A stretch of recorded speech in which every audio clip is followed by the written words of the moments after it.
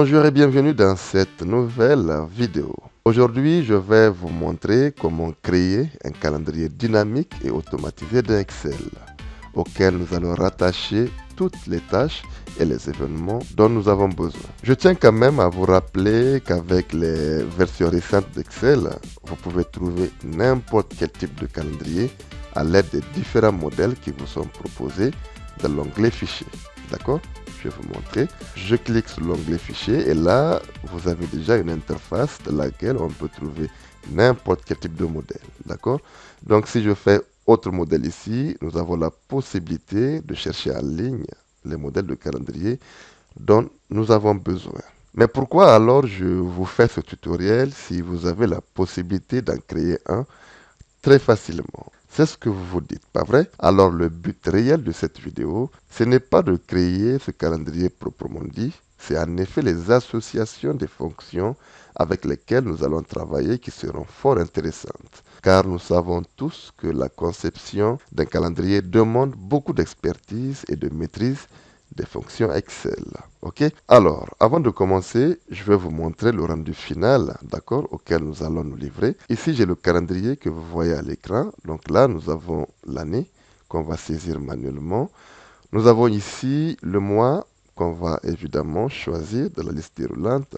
Et là, automatiquement, quand on sélectionne par exemple le mois de janvier, vous constatez que le calendrier est dynamique, d'accord? Si je change par exemple 2022, voilà, on peut changer l'année manuellement, c'est plus facile. Là, je reviens en août, voilà. Ici, nous avons la possibilité, par exemple, d'attribuer une tâche ou un événement à notre calendrier. Par exemple, le 1er août, j'ai un événement 1 que je veux attribuer à cette date-là. Vous constatez automatiquement que cet événement-là est rattaché à la date concernée. Si je dis encore toujours le 1er août, j'ai une tâche 2 à faire. Vous constatez automatiquement que la même tâche est rattachée à la date concernée. Si je change de date, par exemple, je dis le 11 août 2023, j'ai une tâche 3 à exécuter. D'accord, la tâche est rattachée. Si je dis, par exemple, ce n'est plus en août, mais plutôt, c'est en septembre. Donc, le 8 septembre 2023, j'aurai une tâche numéro 4. Alors, cette tâche ne peut être affichée que lorsque j'ai affiché la date de septembre.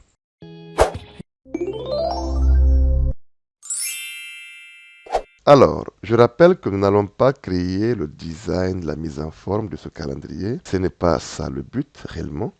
Ne vous inquiétez pas, je vous mettrai en description le fichier Excel gratuitement pour que vous puissiez le télécharger afin de suivre la vidéo pas à pas. Pour commencer d'abord, je vais vous montrer les différentes feuilles de lesquelles nous allons travailler. Nous avons deux feuilles, la feuille calendrier et la feuille paramètres. Dans la feuille calendrier, déjà, j'ai énuméré quelques événements, d'accord, la date et l'événement lié.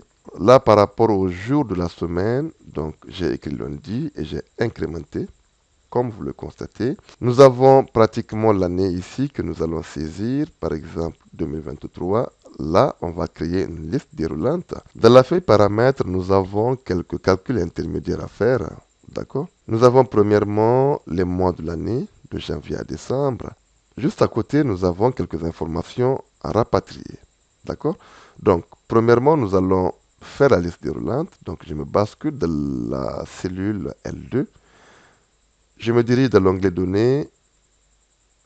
J'autorise une liste. Et là, je vais aller chercher de la feuille paramètres tous les mois. D'accord? Et voilà, vous constatez déjà que la liste déroulante a été créée. Nous allons chercher la date. Pour chercher la date, nous avons une fonction date. D'accord? Cette date-là me demande l'année. L'année, je bascule de la feuille calendrier et là, je prends cette cellule-là. OK?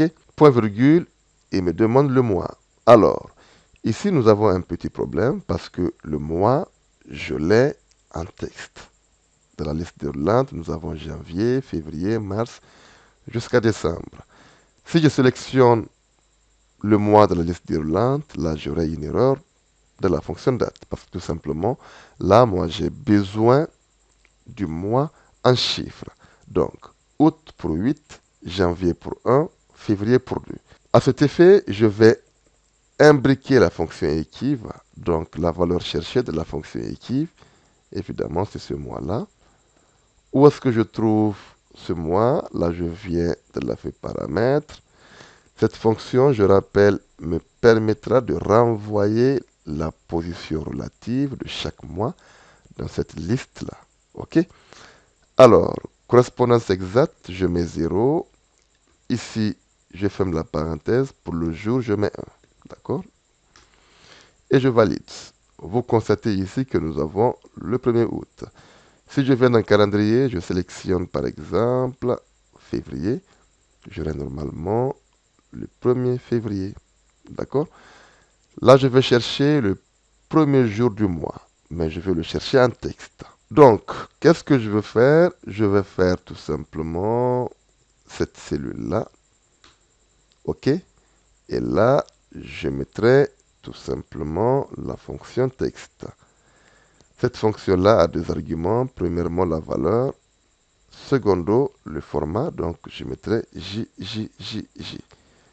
4J me permettra tout simplement de renvoyer le jour de la semaine. Alors, le 1er février tombe un mercredi. Nous allons vérifier dans le calendrier de Windows. Donc, je vais activer ce calendrier. Je vais directement en février et exactement, ça tombe un mercredi. Alors, ici, nous avons besoin de chercher le nombre de jours, d'accord, de fin du mois. Donc, je vais ajouter en conséquence nombre de jours fin mois. C'est très important, ces précisions-là, d'accord. Donc, pour avoir la fin du mois, nous avons une fonction fin.mois. Donc, je mettrai tout simplement fin.mois. Nous avons deux arguments. Premièrement, date de départ. Date de départ, je prends cette cellule-là. Et ensuite, le second argument, le dernier argument, c'est le mois. Si je mets 0, je reste dans le mois concerné. D'accord? Si je mets par exemple 1 ici, je valide. Donc, vous allez constater que si je formate ce résultat en date, donc j'aurai le 30 septembre. Donc, le mois se décale 2 mois, tout simplement. Alors, mais moi, j'aimerais rester en août. Donc, ici, je mettrai 0. Et là, j'ai le 31 août. Alors, comme je vais obtenir le nombre de jours, je vais tout simplement imbriquer une fonction qu'on appelle jour. D'accord? Et là, je vais extraire le nombre de jours du mois d'août. Alors, je le fais en nombre et je vais enlever les décimales. Si je viens par exemple ici, je prends février, vous constatez automatiquement que nous avons le 1er février 2023 qui tombe le mercredi et là nous avons 28 jours. Alors je retourne en août parce que nous sommes en août actuellement, d'accord? Là nous allons passer à la conception du calendrier. Très bien. Ici je me balance là et je vais poser tout simplement une simple condition. Si cette cellule là que je vais bloquer sur la ligne est égale à cette cellule de la feuille paramètres que je vais bloquer en référence absolue, qu'est-ce que je veux? Je veux tout simplement 1, sinon je veux du guillemets. D'accord? Et là, je valide. Vous allez voir quand j'incrémente automatiquement, j'aurai 1 au niveau de mardi. D'accord? Parce que tout simplement, le 1er août tombe un mardi. D'accord? Alors, je retourne. Si je change par exemple, je prends janvier, vous allez constater que janvier, c'est un dimanche. Si je sélectionne février, c'est un mercredi. Alors, je reviens en août. D'accord? Août, c'est mardi. Je retourne dans la même cellule-là. Je vais poser une autre condition si. Donc, je dirais si cette cellule est différente du rien, alors je veux cette cellule plus 1.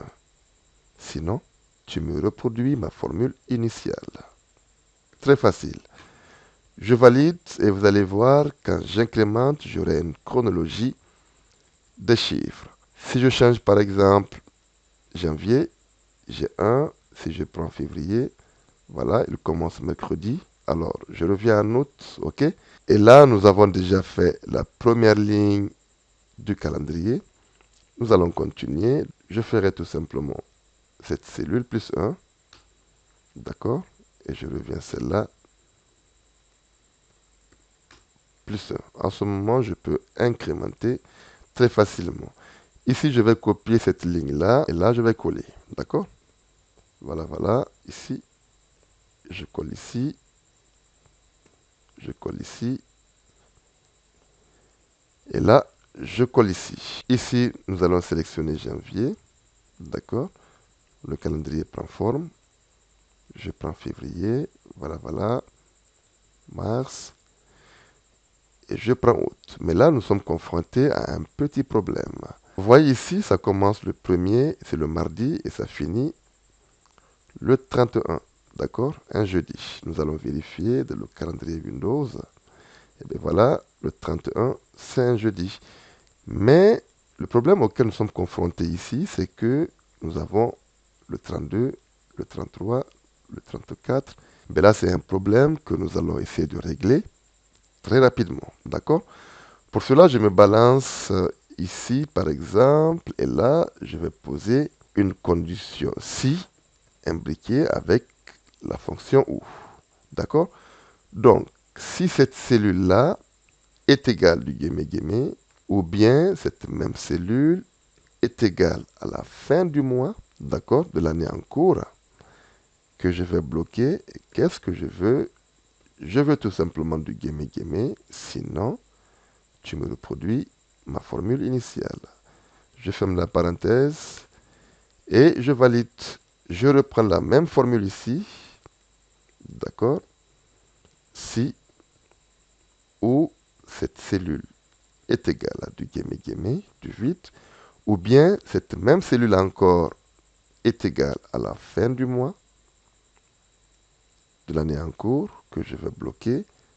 Je ferme la parenthèse, je veux du guémé, sinon tu me reproduis ma formule initiale. Alors, je vais tout simplement copier cette ligne ici. Je vais coller ici, je vais coller là. Et comme vous le constatez, tout est bon. Je vais sélectionner par exemple février. Et vous allez constater que février finit le 28. D'accord? Voilà, voilà, j'ai pallié au problème. Alors, nous avons bâti notre calendrier et là, nous allons chercher la date du jour. D'accord? Date du jour, c'est très simple. Donc, je vais prendre cette ligne ici. Je me dirige tout simplement dans mise en forme conditionnelle. Nouvelle règle.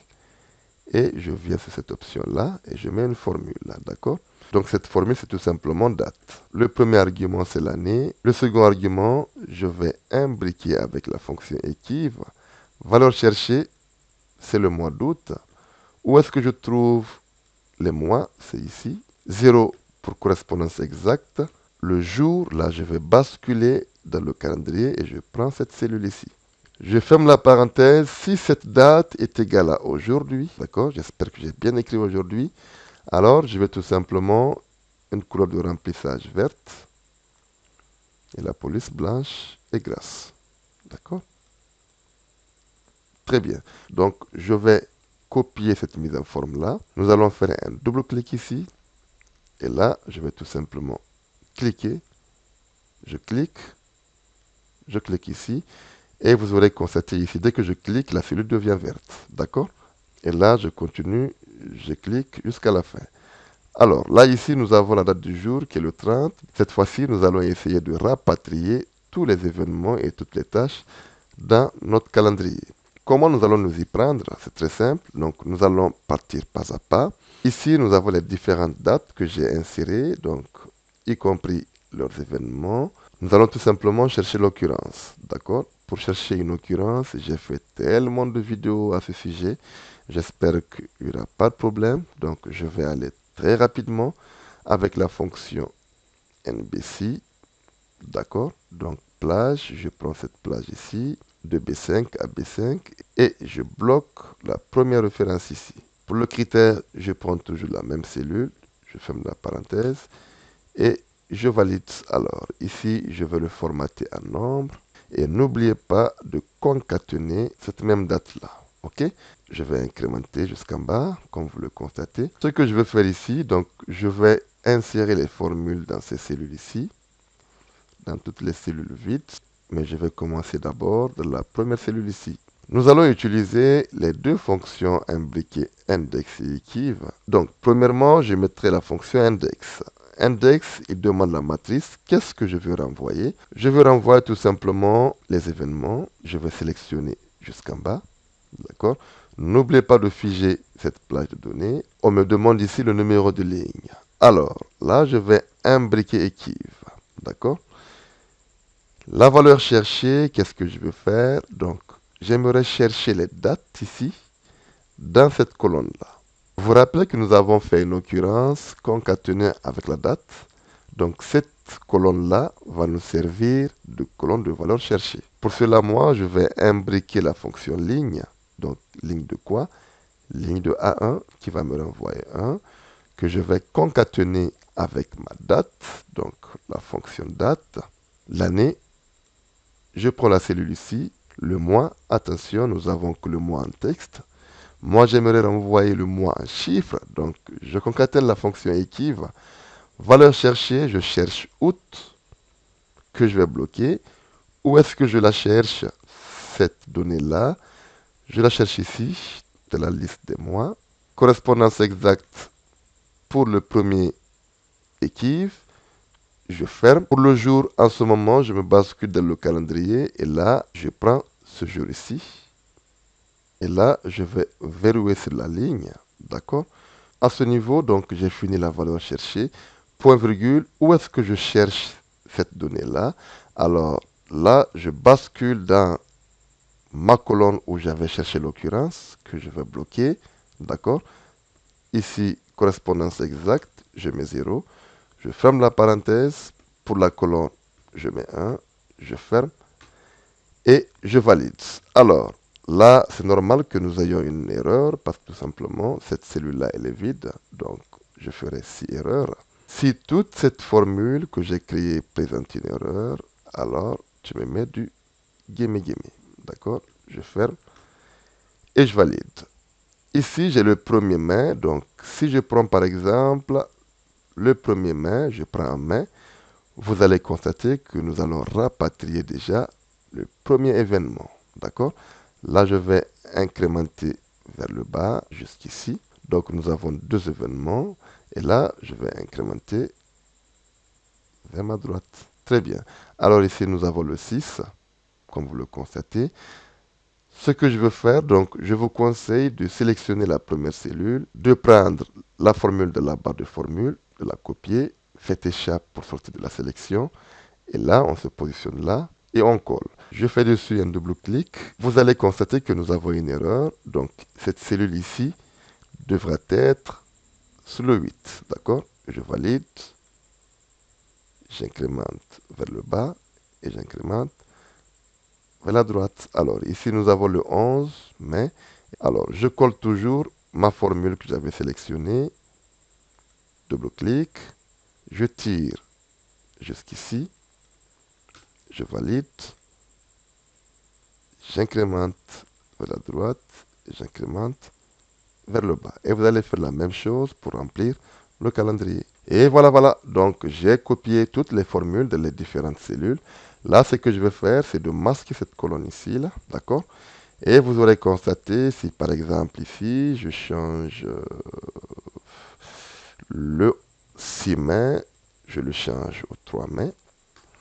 Et vous aurez constaté que nous avons tout simplement le 3 mai où il y a un événement. Là, je prends par exemple le 3 mai une seconde fois, le 3 mai troisième fois. Si je change par exemple en août, donc je prendrai ici le mois d'août, comme vous le constatez, et tous les événements sont rattachés aux dates concernées. Si par exemple ici je viens, je dis bon ben là c'est en 2022, donc le 15 mai 2022, j'aurai une tâche supplémentaire. D'accord?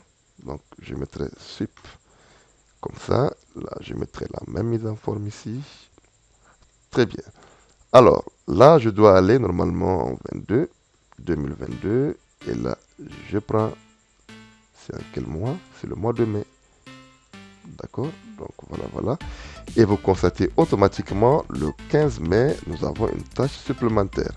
Alors, je m'arrête là. J'espère que cette petite démonstration vous aura plu. Si cette vidéo vous a plu, n'hésitez pas de vous abonner. N'hésitez aussi pas de cliquer sur la petite cloche. Là, c'est pour ne rien louper. Faites des commentaires en bas de page. Ça me ferait plaisir. Quant à moi, je vous dis à très bientôt dans une prochaine vidéo. Merci et ciao.